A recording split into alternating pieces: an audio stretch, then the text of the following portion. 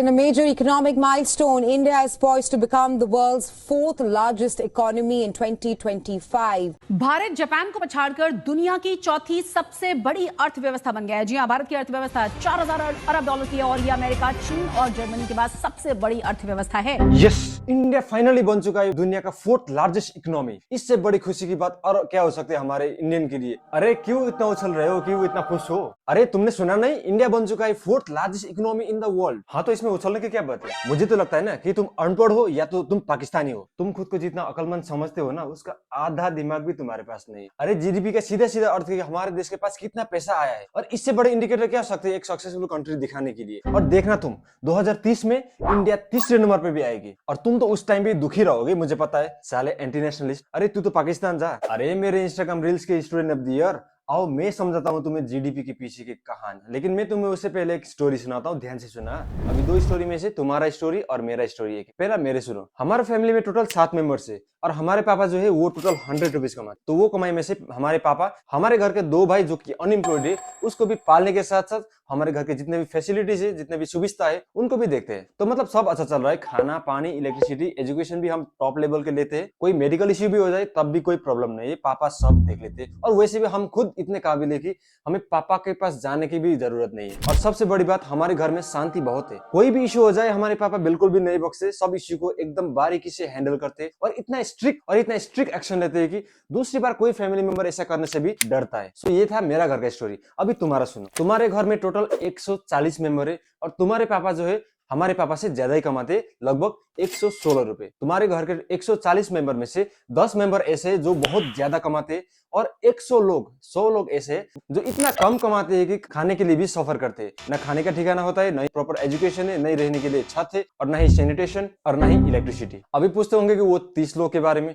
तो वो 30 लोग में बिलोंग करते हो तुम्हें गरीब या भिखारी तो नहीं बोल सकता, लेकिन तुम केवल एक मेडिकल बिल दूर हो सड़क पे आने की। तुम्हारा बच्चे को क्या होगा पता नहीं, घर पे शांति है नहीं, और तुम्हारा जो पापा है वो पापा प्यार करते हैं सिर्फ उन 10 लोगों से जो सबसे ज्यादा कमाते हैं, और वही तुम्हारे पापा का फेवरेट भी है। अभी तुम मुझे बताओ कि इस स्टोरी में तुम ज्यादा सक्सेसफुल हो या नहीं? ऑब्वियसली इस कॉन्टेक्स्ट पे तो तुम ही रिच हो और मैं गरीब हूँ, मगर तुम ये सब मुझे क्यों समझा रहे हो? मुझे कुछ समझ में नहीं आ रहा है। खैर ये तो अकल का अंधा था, ये तो कुछ नहीं समझता है, लेकिन आप तो समझदार हो, आप तो समझिए। कुल मिलाकर मेरा कहने का अर्थ ये था कि जीडीपी एक पैरामीटर नहीं होता है जिससे डिसाइड किया जाता है कि कोई कंट्री कितना रिच है और कितना सक्सेसफुल है। इसके अलावा भी बहुत से पैरामीटर्स है जो डिसाइड करते हैं कि कोई कंट्री कितना सक्सेसफुल है और वहाँ का लोग कितने खुश है। अगर आप भी जीडीपी को इतना प्रायोरिटी देते हो तो आज आपकी आंख खुलने वाली है। पहले मैं आपको कुछ डाटा बताऊंगा, उसके बाद बात करते हैं। और ये जो डाटा है, ये डाटा कंपेयर करूंगा मैं जापान से, क्योंकि जीडीपी वाइज तो जापान ऑलरेडी हमसे बहुत पीछे है, तो हम लेते हैं जापान को एज अ कंपेरेटिव। सो मैं आपको बता दूं कि इंडिया के 1000 बच्चों में से 28 बच्चे 5 साल पहुंचने से पहले दम तोड़ देते हैं। यानी जापान में 1000 में से सिर्फ 2 या फिर 3 ही इंसिडेंट ऐसे होते। अगर मैं ग्लोबल हंगर इंडेक्स की मैं बात करूं तो इंडिया में 18.7% चिल्ड्रन जो है वो मेल नरिश्ड है, यानी 100 में से 18-19 बच्चों को सही से न्यूट्रिशन नहीं मिल रहा है। 100 में से 18 या फिर 19 बच्चे अपने उम्र के हिसाब से कमजोर होते जा रहे हैं। हम कहते हैं ना कि इतनी बड़ी आबादी होने के बावजूद भी हमारे इंडिया क्यों ओलंपिक में आगे नहीं आ पाता है। सो यही रीजन है। 5 में से 1 बच्चे तो खाने के लिए सफर कर रहा है, तो कहां से मेडल आएगा? और 35.5% बच्चों का हाइट रुक जाती है। दोस्तों आप सोच कर देखिए, ये अपने आप में एक एपिडेमिक है। लेकिन ये सब होने के बावजूद भी हमारे देश के नागरिक जो है, जितने भी बुरी चीज क्यों ना हो, उसमें अच्छा ही ढूंढ ही लेती है।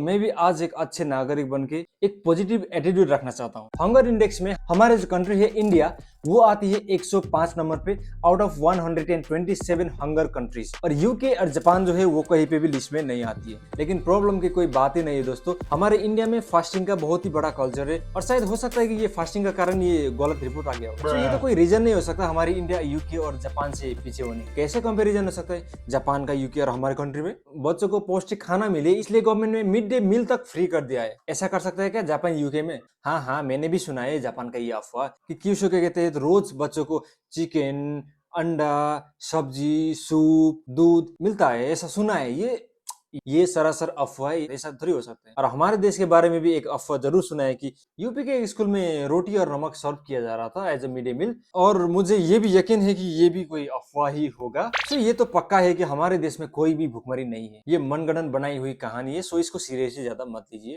और अगर हम एजुकेशन सिस्टम की बात करें तो रिसेंट एम्प्लॉयबिलिटी रिपोर्ट के हिसाब से 80% हमारे देश के जो इंजीनियर है वो अनस्किल्ड है, और मुझे पता है ये भी सरासर झूठ है। क्या पता ये रिपोर्ट बनाने वाला पाकिस्तान से हो, तो ये रिपोर्ट को भी हम सीरियसली नहीं लेते। और ओवरऑल ह्यूमन डेवलपमेंट इंडेक्स की अगर हम बात करें तो इंडिया 134 रैंक करता है। लेकिन क्या हुआ, क्रिकेट में तो नंबर 1 है हमारा देश। अभी क्या कंपेयर करोगे, सभी में तो इंडिया बेस्ट है। क्या क्वालिटी ऑफ लाइफ में भी क्या इंडिया में सभी अच्छे तो है। क्या हुआ, थोड़ा रोड में थोड़ा गड्ढे थोड़ा कूड़ा फैला हुआ है तो हमको लगता है कि हमारे सरकार को कोई फिक्र नहीं है। हमारे सरकार को बहुत फिक्र है, और फिक्र है हमारी सेफ्टी को लेकर। इसीलिए उन्होंने बनाए जगह जगह पर गड्ढे, ताकि जब हम गाड़ी चलाए तो ज्यादा तेज चलाए नहीं और एक्सीडेंट होने से बच जाए। ये कूड़ा गड्ढा नहीं है, ये काइंड ऑफ स्पीड ब्रेकर है गाड़ी को रोकने के लिए। इसलिए हमारी सरकार स्मूथ रोड नहीं बनाती है, और ये बात पब्लिक को भी समझना चाहिए। मेरा एक दोस्त है जापान का, वो मुझे बोल रहा था कि जापान में अगर बुलेट ट्रेन 20 सेकंड से भी लेट हो, मैनेजमेंट ऑफिशियल अपॉलॉजी इश्यू करती है। ये कहेगा कि हमने आपका 20 सेकंड वेस्ट कर दिया, इसके लिए हम माफी चाहते हैं। लेकिन तुम्हारे इंडिया में ट्रेन पटरी से बाहर निकलने के बाद भी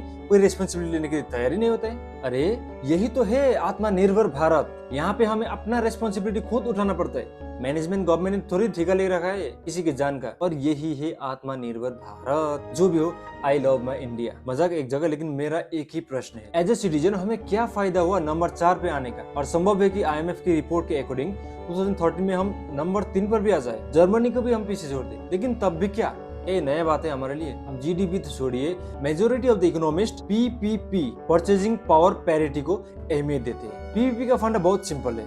आपको ये तो मालूम होगा कि हर देश में $1 का वैल्यू अलग अलग होता है। जापान UK के कंपैरिजन में इंडिया में $1 में ज्यादा सामान खरीद सकते हो, ज्यादा फैसिलिटीज खरीद सकते हो। अगर इस डिफरेंस के लिए GDP को आप एडजस्ट करोगे अकॉर्डिंग टू PPP, तो इकोनॉमी का साइज का बेटर अंदाजा है। तो इस परचेजिंग पावर पैरिटी के हिसाब से 2009 में ही इंडिया 3rd नंबर पे आ चुका था।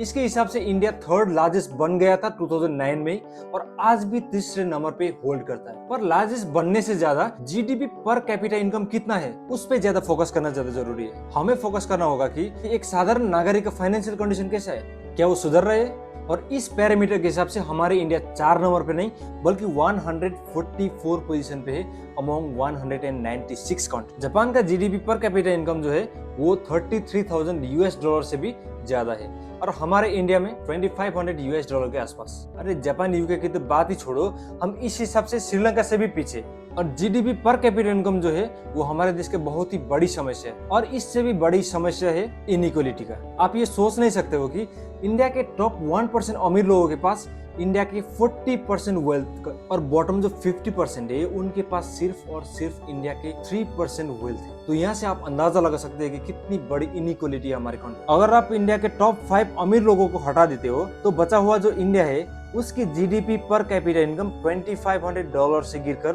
उसके आधा से भी कम $1,100 तक पहुंच जाती है, और ये कैपिटल इनकम सब साधारण अफ्रीकन GDP से भी बहुत ही खराब है। मैं आप लोगों के लिए इसको और थोड़ा ब्रेक कर देता हूँ। हमारे देश के टोटल पॉपुलेशन है 140 करोड़, जिनमें से 10.2 करोड़ ऐसे हैं जो अपर मिडिल क्लास फैमिली से बिलोंग करते हैं। मंथली इनकम जो इनका 1 लाख से ज्यादा है। इनके पास ग्लोबल जॉब्स है, उन्होंने US स्टॉक पे इन्वेस्ट कर रखा है, और ये लोग जोमेटो के थ्रू एवोकाडो टोस्ट ऑर्डर करते हैं। ये लोग कोई भी कंट्री में जाए ये लोग सेफ भी है और सिक्योर भी है। और इनमें से 30 करोड़ सिटीजन जो है वो जी रहे हैं बांग्लादेश वाला life. They hustle, they escape poverty, but they are just 1 medical bill away from the sleeping bag. यानी ये लोग फिर से पॉवर्टी में आने के लिए खाली 1 मेडिकल बिल दूर है। And we have bottom of 100 crore. हमारे कंट्री के 100 करोड़ सिटीजन, 100 करोड़ सिटीजन ऐसे है जिनका पर कैपिटा इनकम केवल $1,000 है। सो आप समझ ही गए होंगे हमारे GDP के पीछे छिपा हुआ एक इनइक्वालिटी का मौत। और यही कारण है हमारे देश में जो अमीर और गरीब के बीच में जो GDP ग्रोथ है वो के शेप हो रहा है। टॉप के जो अमीर लोग हैं वो अमीर से और अमीर होते जा रहे हैं, और बाकी जो लोग हैं वो वहीं के वहीं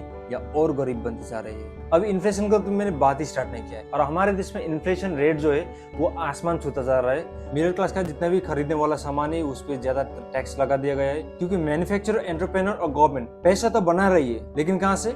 गरीब लोगों के जेब से। सामान का जो प्राइस है वो बढ़ता चला जा रहा है, वो आसमान छूते जा रहा है, लेकिन नॉर्मल वर्कर, एक गरीब का जो वेज है उस पे कोई ध्यान नहीं दे रहा है। और इसी वजह से इन्फ्लेशन रेट जो है वो बहुत ही ऊंचा पहुंच गया है। सो बेसिकली इन सब का जो कंक्लूजन है वो मैं एक सेंटेंस में ये कहूंगा कि जीडीपी बढ़ रही है, ये अच्छी बात है, हमारे देश के लिए अच्छी बात है, लेकिन हमारे देश के कंडीशन अगर हम ठीक से देखें तो इसमें केवल अमीर लोग और गवर्नमेंट को ही फायदा हो रहा है, बाकी का जो गरीब है वो वही के वही है। इसीलिए मैं कहता हूँ जीडीपी चाहे 3 नंबर में पहुंचे या फिर 4 नंबर में पहुंचे या फिर 2 नंबर या फिर 1 नंबर, इससे कोई फर्क नहीं पड़ने वाला है। फर्क इसमें पड़ता है कि एक आम नागरिक कितना कमा रहा है, उसका फाइनेंशियल कंडीशन कैसा है, वो अपने आप को, अपने फैमिली को एक बेटर लाइफ दे पा रहा है कि नहीं दे पा रहा है, एक बेटर एजुकेशन मिल रहा है कि नहीं मिल रहा है, प्रॉपर सैनिटेशन मिल रहा है कि नहीं मिल रहा है, हैप्पीनेस इंडेक्स, क्राइम रेट, ये सब भी कंसीडर करना होता है एक सक्सेसफुल कंट्री और एक खुशहाल देश बनने के लिए। मैं आप लोगों से यही विनती करना चाहता हूँ कि ये आंकड़ों को देखना बंद कर दीजिए और ग्राउंड रियलिटी को समझिए। So this was all about today's video, और मिलते हैं अगले वीडियो में। और अगर आपको ये वीडियो पसंद आए तो लाइक करना मत भूलिए, और अगर आपका कोई दोस्त है या फिर कोई जान पहचान का है जो जीडीपी को ही एक कंट्री का सक्सेस बताता है तो उसके साथ भी ये वीडियो शेयर करना मत भूलिएगा। और अगर आप इस चैनल से जुड़े रहना चाहते हो तो डोंट फॉरगेट टू सब्सक्राइब।